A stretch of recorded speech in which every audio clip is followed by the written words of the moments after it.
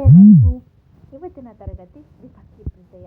ಇದನ್ನ ಪ್ರಾರಂಭ ಮಾಡೋದಕ್ಕಿಂತ ಮುಂಚೆ ಅರವಿಂದ ಮಾಲಗತ್ತಿಯವರ ಒಂದು ಕವನ ಇದೆ ಕೇಳಿ. ಜನ್ಮಭೂಮಿಯ ಮೀರಿದ ಸ್ವರ್ಗವಿಲ್ಲ, ಮಾತೃಭಾಷೆಯ ಮೀರಿದ ಅಮೃತವಿಲ್ಲ, ಕರುಳ ಬಳ್ಳಿಯ ಬಂಧವೇ ಎಲ್ಲ, ರಕ್ತ ಮೀರಿದ ಸಂಬಂಧವೇ ಇಲ್ಲ. ನೋಡಿ, ಇದು ತುಂಬ ಚೆನ್ನಾಗಿದೆ ಕವನ, ನನಗೆ ಹೇಳ್ಬೇಕು ಅನ್ನಿಸ್ತು. ಇವಾಗ ವಿಭಕ್ತಿ ಪ್ರತ್ಯಯವನ್ನು ನೆನಪಿಟ್ಕೊಳ್ಳೋದಕ್ಕೆ ಒಂದು ಹಾಡು ಹೇಳೋಣವಾ? ಪ್ರಥಮ ದ್ವಿತೀಯ ತೃತೀಯ ಇಂದ ಚತುರ್ಥಿಗೆ ಈಕೆ ಪಂಚಮಿ ದೆಸೆಯಿಂದ, ಷಷ್ಠಿಯ ಸಪ್ತಮಿಯಲ್ಲಿ ಸಂಬೋಧನಾ ಏರ.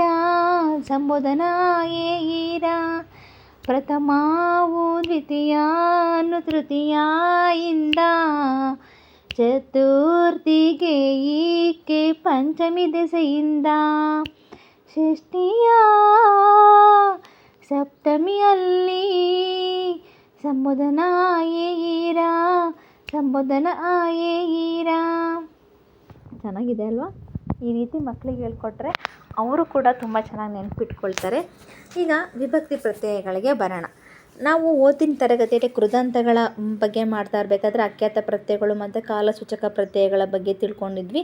ಇವತ್ತಿನ ತರಗತಿಯಲ್ಲಿ ನಾವು ವಿಭಕ್ತಿ ಪ್ರತ್ಯಯಗಳ ಬಗ್ಗೆ ತಿಳ್ಕೊಳ್ಳೋಣ.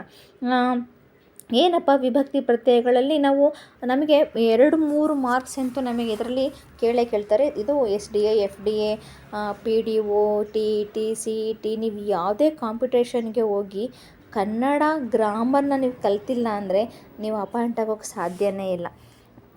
ಹಾಗೆ ಈ ವಿಭಕ್ತಿ ಪ್ರತ್ಯಯಗಳ ಬಗ್ಗೆ 1 ಮಾರ್ಕ್ಸ್ ಅಥವಾ 2 ಮಾರ್ಕ್ಸಿಗೆ ಇದ್ದೇ ಇರುತ್ತೆ. ಇಲ್ಲ ಕಾರಕಗಳ ಮೇಲನಾರು ಕೇಳ್ಬೋದು, ಇಲ್ಲ ಪ್ರತ್ಯಯಗಳ ಮೇಲನಾರ ಕೇಳ್ಬೋದು. ಇಲ್ಲೊಂದು ಉದಾಹರಣೆ ಇದೆ ನೋಡಿ. ರಾಮನು ಕಾಡಿಗೆ ಹೋದನು. ಇಲ್ಲಿ ರಾಮ, ಕಾಡು ಅನ್ನೋದು ನಾಮ ಪ್ರಕೃತಿಗಳು, ಹೋಗು ಅನ್ನೋದು ಕ್ರಿಯಾ ಪ್ರಕೃತಿ, ಅಂದರೆ ಧಾತು ಅಂತ ಹೇಳಿ. ರಾಮ, ಕಾಡು ಅನ್ನೋ ನಾಮ ಪ್ರಕೃತಿಗಳಿಗೆ ಹೂ ಮತ್ತು ಗೆ ಅನ್ನೋ ಪ್ರತ್ಯಯಗಳು ಸೇರಿ ರಾಮನು ಕಾಡಿಗೆ, ಈ ರೀತಿ ಒಂದು ಪದಗಳು ಉತ್ಪತ್ತಿಯಾಗಿದೆ.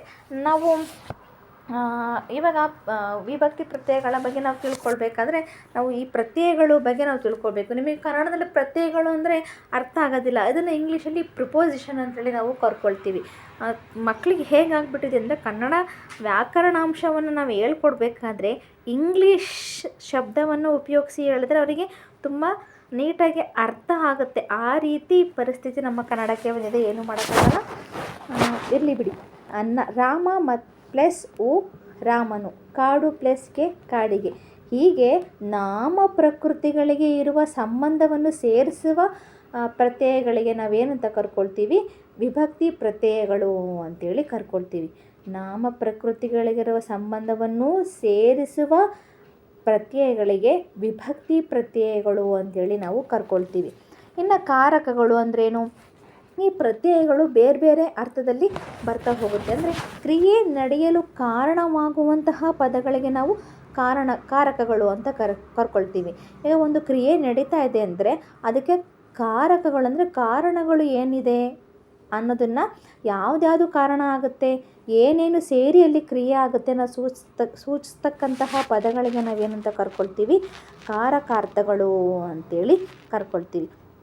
ಈ ನಾಮಪದ ಮತ್ತು ಕ್ರಿಯಾಪದಗಳ ನಡುವೆ ಸಂಬಂಧವನ್ನು ಇದು ಸೂಚಿಸುತ್ತೆ. ಉದಾಹರಣೆಗೆ ಇಲ್ಲಿ ನೋಡ್ರಿ, ರಾಮನ ಹೆಂಡತಿ ಸೀತೆ. ಇಲ್ಲಿ ರಾಮ, ಹೆಂಡತಿ, ಸೀತೆ 3 ಪದಗಳ ನಡುವಿನ ನಂಟನ್ನು ರಾಮನ ಹೆಸರಿನ ಪದದ ಕೊನೆಗೆ ಸೇರಿಸುವ ಆ ಪ್ರತ್ಯಯ ತಿಳಿಸುತ್ತೆ. ಅಂದರೆ ರಾಮನ ಹೆಂಡತಿ ಸೀತೆ ಅಲ್ವಾ? ಇಲ್ಲಿ ರಾಮನ ನ ಅಕ್ಷರ ಅ ಇದೆಯಲ್ಲ, ಅಂದರೆ ಷಷ್ಠಿ ವಿಭಕ್ತಿ ಪ್ರತ್ಯಯ, ಅದು ಏನನ್ನು ಸೂಚಿಸುತ್ತೆ? ಇವು 3 ಜನಗಳ ನಡುವೆ ಇರುವ ನಂಟನ್ನು ಸೂಚಿಸುತ್ತೆ. ಇನ್ನೊಂದು ಪದ ನೋಡಿ, ರಾಮನು ಮನೆಗೆ ಹೋದನು.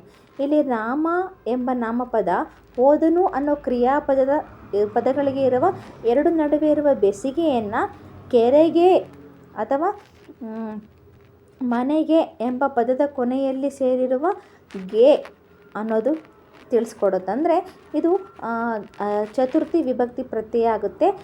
ಗೆ ಕಾರಕಾರ್ಥ ಏನು ಅಂದರೆ ಸಂಪ್ರದಾನ, ಅಂದರೆ ಕೊಡುವಿಕೆ ಅಥವಾ ತಲುಪುವಿಕೆ, ಅಂದರೆ ಅಲ್ಲಿಗೆ ಹೋಗಿ ತಲುಪುದ, ಕೊಡಲಿಕ್ಕೆ, ಅಲ್ಲಿಗೆ, ಮಾಡಲಿಕ್ಕೆ. ಹೀಗೆ ಕೆ ಗೆ ಇವು ಚತುರ್ಥಿ ವಿಭಕ್ತಿ ಪ್ರತ್ಯಯ ಅಂತೇಳಿದೆ. ಅಂದರೆ ಏನು, ರಾಮ ಎಲ್ಲಿಗೆ ಹೋದ, ಮನೆಗೆ ಹೋದ.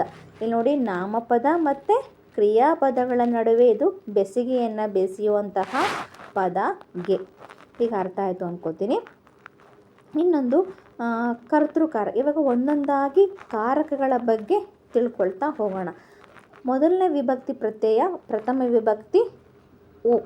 ಇದು ಕರ್ತೃಕಾರಕ ಆಗಿದ್ರೆ, ಅಂದರೆ ಕರ್ತೃಪದ ಇಲ್ಲಿ ತುಂಬ ಮೇನ್ ಆಗಿರುತ್ತೆ. ಒಂದು ವಾಕ್ಯ ಅಥವಾ ಕ್ರಿಯೆ ನಡೆಯಲು ಕಾರಣವಾದವನು ಕರ್ತೃ. ಇಲ್ಲಿ ಬರುವ ಪ್ರಥಮ ವಿಭಕ್ತಿಯ ಪ್ರತ್ಯಯ ಕರ್ತೃವನ್ನು ಸೂಚಿಸುತ್ತೆ. ಕರ್ತೃವಿನ ಮೇಲೆ ಓಕಾರ ಪ್ರತ್ಯಯ ಬರುವುದರಿಂದ ಇದು ಕರ್ತೃಕಾರಕ ಆಗಿದೆ.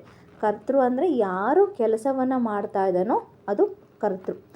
ಅಂದರೆ ಒಂದು ವಾಕ್ಯದಲ್ಲಿ ಕ್ರಿಯೆ ನಡೆಯಲು ಕಾರಣವಾದ ಪದದ ಮುಂದೆ ಓ ಪ್ರತ್ಯಯ ಸೇರಿದ್ರೆ ಅದು ಕರ್ತೃಕಾರಕ ಆಗುತ್ತೆ. ಇವಾಗ ಒಂದು ಉದಾಹರಣೆ ನೋಡಿ, ಸೀತೆಯು ಶಾಲೆಗೆ ಹೋದಳು. ನೋಡಿ, ಸೀತೆಯು ಹೂ ಬಂತಲ್ಲಿ. ಯಾರು ಶಾಲೆಗೆ ಹೋಗಿದ್ದು, ಸೀತೆ, ಅಂದರೆ ಇದು ಕರ್ತೃಕಾರಕ. ಇವಾಗ ಚಿದಂಬರನು ಊಟವನ್ನು ಮಾಡಿದನು. ಇಲ್ಲಿ ಸೀತೆಯು, ಚಿದಂಬರನು ಇವು ಕರ್ತೃಕಾರಕಗಳು ಆಗಿದ್ದು ಪ್ರಥಮ ವಿಭಕ್ತಿ ಹೂವಿಂದ ಅಂತ್ಯವಾಗಿರೋದ್ರಿಂದ ಇದನ್ನು ಕರ್ತೃಕಾರಕ ಅಂತ ಕರ್ಕೊಳ್ತೀವಿ. ಇನ್ನು ಕರ್ಮಕಾರಕ ಅಂದರೆ ಏನು ಕೆಲಸ ಮಾಡ್ತಾ ಇದ್ದಾರೆ ಅನ್ನೋದು. ಅಂದರೆ ಏನು ಕೆಲಸ ಮಾಡ್ತಿದ್ದಾರೆ, ಕ್ರಿಯೆಗೆ ಒಳಗಾಗುವ ವಸ್ತು ಪ್ರಾಣಿಗಳು ಕರ್ಮಪದಗಳಾಗುತ್ತೆ. ಅಂದರೆ ಯಾವುದು ಕ್ರಿಯೆಯನ್ನು ಮಾಡ್ತಾ ಇದ್ದಾವೋ, ಕ್ರಿಯೆಗೆ ಕಾರಣರಾದವರು ಕರ್ತೃ. ಯಾವುದು ಕ್ರಿಯೆ ಮಾಡ್ತಾ ಇದೆ ಅದು ಕರ್ಮ. ಅಂದರೆ ಕ್ರಿಯೆಗೆ ಕಾರಣವಾಗುವ ವಸ್ತು ಮತ್ತು ಪ್ರಾಣಿಗಳು ಕರ್ಮಪದಗಳಾಗುತ್ತವೆ.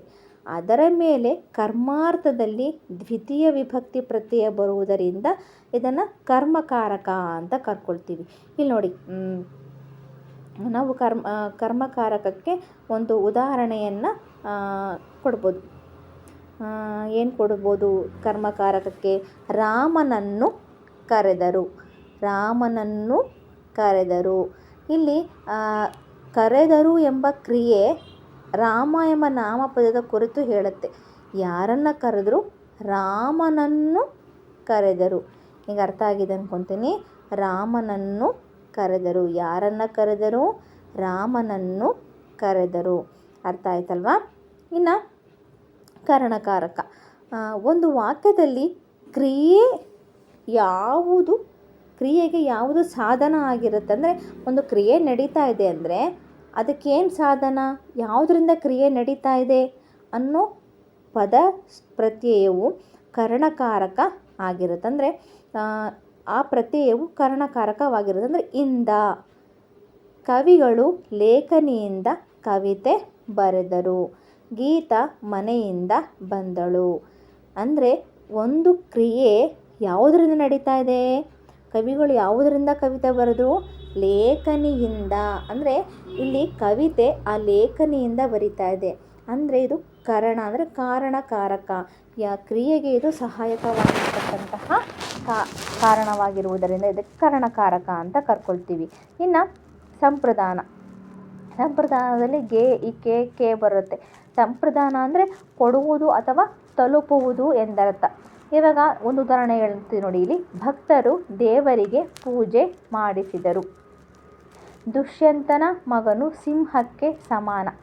ರಾಮನು ಮನೆಗೆ ಹೋದನು. ಇಲ್ಲಿ ನೋಡ್ತಾ ಇರ್ಬೋದು, ಈ ವಾಕ್ಯದಲ್ಲಿ ಬಂದಿರುವ ದೇವರಿಗೆ, ಸಿಂಹಕ್ಕೆ, ಮನೆಗೆ ಈ ಪದಗಳಲ್ಲಿ ವಿತರಣೆ ಇದೆ. ವಿತರಣೆ ಅಂದರೆ ಕೊಡುವುದು, ತಲುಪುವುದಿದೆ. ಎಲ್ಲಿಗೆ ಹೋದರೂ? ಮನೆಗೆ ಹೋದರು, ತಲುಪೋದು ಜಾಗ. ಮತ್ತು ಹೋಲಿಕೆ ಇದೆ ನೋಡಿ. ದುಷ್ಯಂತನ ಮಗನು ಸಿಂಹಕ್ಕೆ ಸಮಾನ. ಹೋಲಿಕೆ, ತಲುಪುವುದು, ಕೊಡುವುದು, ಈ ಮೂರು ಎಲ್ಲಿರುತ್ತೋ ಅದು ಸಂಪ್ರದಾನ ಅಂತೇಳಿ ನೀವು ತಿಳ್ಕೊಂಬಿಡ್ಬೇಕು. ಇನ್ನು ನೆಕ್ಸ್ಟು ಅಪಾದಾನ ಅಂದರೆ ದೆಸೆಯಿಂದ. ಒಂದು ವಾಕ್ಯದಲ್ಲಿ ಕ್ರಿಯೆ ನಡೆದಾಗ ಯಾವುದರಿಂದ ಬೇರ್ಪಡುವುದೋ ಅದನ್ನು ಅಪದಾನ ಅಂತ ಕರ್ಕೊಳ್ತೀವಿ. ಇವಾಗ ಕ್ರಿಯೆ ನಡೆದಿರೋದಂದರೆ ಬೀಳುವುದು, ಅಲ್ವಾ? ಕ್ರಿಯೆ ನಡೆದಿರೋದು ಒಂದು, ಬೇರ್ಪಟ್ಟಿರೋದು ಯಾವುದರಿಂದ ಬೇರ್ಪಟ್ಟು ಕ್ರಿಯೆ ನಡೆದಿದೆ ಅದನ್ನು ನಾವೇನಂತ ಕರ್ಕೊಳ್ತೀವಿ? ಅಪದಾನ. ಅಂದರೆ ದೆಸೆಯಿಂದ. ಅಪ್ಪ ನಿನ್ನ ದೆಸೆಯಿಂದ ನನಗಂತೂ ಸಾಕಾಗೋಯ್ತಪ್ಪ ಅಂತೀವಲ್ವ. ಅಂದರೆ ನಿನ್ನ ದೆಸೆಯಿಂದ ಒಳ್ಳೆಯದೇ ಆಗಿಲ್ಲ. ಅಂದರೆ ಏನಾಯಿತು ಅಲ್ಲಿ? ಬೇರ್ಪಡ್ತು, ಒಳ್ಳೇದು ಆಗಿಲ್ಲ, ಬೇರ್ಪಟ್ಟಿದೆ. ನಿನ್ನ ದೆಸೆಯಿಂದ ಆ ಮರ ಬಿತ್ತು. ಯಾವ ಮರ ಬಿತ್ತು? ಆ ಮರ ಬಿತ್ತು. ಅಂದರೆ ಬೇರ್ಪಡುವುದು. ಯಾವುದರಿಂದ ಬೇರ್ಪಡುತ್ತೋ ಅಂತಹ ಪದಗಳಿಗೆ ನಾವೇನಂತ ಕರ್ಕೊಳ್ತೀವಿ? ಅಪದಾನ ಅಂತ ಕರ್ಕೊಳ್ತೀವಿ. ಇದು ಅಗಲುವಿಕೆಯ ಸಂದರ್ಭದಲ್ಲಿ ಬರುತ್ತೆ. ಉದಾಹರಣೆ ನೋಡಿದ್ರೆ ನಿಮ್ಗೆ ಗೊತ್ತಾಗುತ್ತೆ. ರೈಲು ಹಳಿಯಿಂದ ದಿಲ್ಲಿಗೆ ಹೊರಟಿತು. ಮರದ ದೆಸೆಯಿಂದ ಹಣ್ಣು ಬಿಟ್ಟಿತು. ಬೆಂಕಿಯ ದೆಸೆಯಿಂದ ಹೊಗೆ ಬಂದಿತು. ಇಲ್ಲಿ ನೋಡಿ, ರೈಲು ಹಳ್ಳಿಯಿಂದ ಹೊರಡುವ ಸಂದರ್ಭ, ಹಣ್ಣು ಮರದಿಂದ ಬೇರ್ಪಡುವ ಸಂದರ್ಭ, ಹೊಗೆಗೆ ಕಾರಣವಾದ ಸಂದರ್ಭ. ಅಂದರೆ ಬೆಂಕಿಯಿಂದ ಹೊಗೆ ಹೊರಗಡೆ ಬಂತು ಅಲ್ವಾ? ಬೇರ್ಪಡ್ತು. ಇದಕ್ಕೆ ನಾವೇನಂತ ಕರ್ಕೊಳ್ತೀವಿ? ಅಪಾದಾನ ಅಂತೇಳಿ ಕರ್ಕೊಳ್ತೀವಿ. ಅಂದರೆ ದೆಸೆಯಿಂದ. ಮುಂದಿರೋದು ಸಂಬಂಧ. ಸಂಬಂಧ ಅಂದರೆ ನಂಟು ಅಥವಾ ಬೆಸುಗೆ. ಎರಡು ವಾಕ್ಯಗಳ ನಡುವಿನ ಸಂಬಂಧವನ್ನು ನಿರ್ಧರಿಸುವಾಗ ಈ ಪ್ರತ್ಯಯವನ್ನು ಬಳಸ್ತೀವಿ. ನಾನು ಮೊದಲನೇದಾಗಿ ಉದಾಹರಣೆ ಕೊಟ್ಟೆ, ರಾಮನ ಹೆಂಡತಿ ಸೀತೆ. ಇಲ್ಲಿ ರಾಮ ಮತ್ತು ಸೀತೆಗೆ ಇರುವ ಸಂಬಂಧವನ್ನು ಹೇಳಲಾಗಿದೆ. ಇದಕ್ಕೆ ನಾವೇನಂತ ಕರ್ಕೊಳ್ತೀವಿ? ಸಂಬಂಧಕಾರಕ ಅಂತ ಕರ್ಕೊಳ್ತೀವಿ. ಮುಂದಿನದು ಅಧಿಕರಣ. ಅಂದರೆ ಅಲ್ಲಿ, ಅಂದರೆ ಸಪ್ತಮಿ ವಿಭಕ್ತಿ. ಯಾವುದು ಕ್ರಿಯೆ ನಡೆಯಲು ಆಧಾರವಾಗಿರುತ್ತದೋ, ಕ್ರಿಯೆ ನಡೆಯೋದಕ್ಕೆ ಯಾವುದು ಆಧಾರವಾಗಿರುತ್ತದೋ ಅದು ಅಧಿಕರಣ. ಅಂದರೆ ಇಲ್ಲಿ ಒಂದು ಉದಾಹರಣೆ ಕೊಟ್ಟು ಹೇಳ್ತೀನಿ ನೋಡಿ. ಮಗು ತಟ್ಟೆಯಲ್ಲಿ ಊಟ ಮಾಡುತ್ತದೆ. ಮಕ್ಕಳು ಮೈದಾನದಲ್ಲಿ ಆಟ ಆಡುತ್ತಾರೆ. ಈ ವಾಕ್ಯದಲ್ಲಿ ತಟ್ಟೆಯಲ್ಲಿ ಪದವು ಊಟ ಮಾಡುವುದಕ್ಕೆ ಆಧಾರ ಆಗಿದೆ ಅಲ್ವಾ? ಈ ತಟ್ಟೆ ಊಟ ಮಾಡೋದಕ್ಕೆ ಆಧಾರ. ತಟ್ಟೆ ಇಲ್ಲ ಅಂದರೆ ಮಾಡಬೇಕಿತ್ತು? ಮಣ್ಣಲ್ಲಿ ತಿನ್ನಬೇಕಿತ್ತು. ಆಟ ಯಾವುದರಿಂದ ಆಡ್ತಾಯಿದ್ದಾರೆ? ಮೈದಾನದಲ್ಲಿ ಆಡ್ತಿದ್ದಾರೆ. ಅಂದರೆ ಆಟ ಆಡೋದಕ್ಕೆ ಆಧಾರ ಏನಿದೆ? ಮೈದಾನ. ಇದು ಅಧಿಕರಣ ಆಯಿತು. ಇನ್ನು ಕೊನೆಯದು ಸಂಬೋಧನ. ಇದು ಮಾಮೂಲಿಯಾಗಿ ನಾವು ಹೊಸಗನ್ನಡ ವಿಭಕ್ತಿ ಪ್ರತ್ಯಯದಲ್ಲಿ ಸೇರಿಕೊಡಲ್ಲ. ಅಂದರೆ ಹಳೆಗನ್ನಡ ವಿಭಕ್ತಿಯಲ್ಲಿ ಇದನ್ನು ನಾವು ಕಾಣ್ತೀವಿ. ಅಂದರೆ ಸಂಬೋಧನ ಅಂದರೆ ಕೂಗು, ಮೊರೆ ಇಡು ಅಂತೇಳಿ. ಆ, ಎ, ಈ, ರ, ಈ ಬರುತ್ತೆ. ಸಂಬೋಧನಾ ವಿಭಕ್ತಿಯು ಹೋಗುವ ಅಥವಾ ಕೂಗುವ ಅಥವಾ ಮೊರೆ ಇಡುವ ಸಂದರ್ಭದಲ್ಲಿ ಬಳಕೆಯಾಗುತ್ತೆ. ಉದಾಹರಣೆಗೆ, ಅಕ್ಕ ಇಲ್ಲಿ ಬಾ, ದೇವರೇ ಕಾಪಾಡು. ಅಕ್ಕ ನೋಡಿ, ಆ ಬಂತು. ಇಲ್ಲಿ ಈ ಬಂತು. ಬಾ, ದೇವರೇ ಏ ಬಂತು. ಕಾಪಾಡು, ಕಾ ಬಂತು. ಅಂದರೆ ನಾವು ಏ ಬಾರೋ ಇಲ್ಲಿ ಅಂತ ಕರಿತೀವಲ್ವ. ಓಯ್ ಬಾರೋ ಇಲ್ಲಿ, ದೇವರೇ ಕಾಪಾಡಪ್ಪ, ಇವು ಸಂಬೋಧನ ಬರುತ್ತೆ. ಅಂದರೆ ಇವತ್ತು ನಾವು ತರಗತಿಯಲ್ಲಿ ಏನೇನು ತಿಳ್ಕೊಂಡ್ವಿ? ವಿಭಕ್ತಿ ಅಂದರೆ ಏನು, ಎಷ್ಟು ವಿಭಕ್ತಿ ಪ್ರತ್ಯಯಗಳು ಇದ್ದಾವೆ, ಆ ವಿಭಕ್ತಿ ಪ್ರತ್ಯಯಗಳು ಮತ್ತು ಅದಕ್ಕಿರುವ ಕಾರಕಾರ್ಥಗಳ ಬಗ್ಗೆ ತಿಳ್ಕೊಂಡ್ವಿ. ಇದರಿಂದ ಖಂಡಿತ 2 ಮಾರ್ಕ್ಸ್ ಅಂತೂ ಬಂದೇ ಬರುತ್ತೆ. SLC ಮಕ್ಕಳಿಗಂತೂ 1 ಮಾರ್ಕ್ಸ್ ಇದರಲ್ಲಿ ಇದ್ದೇ ಇರುತ್ತೆ.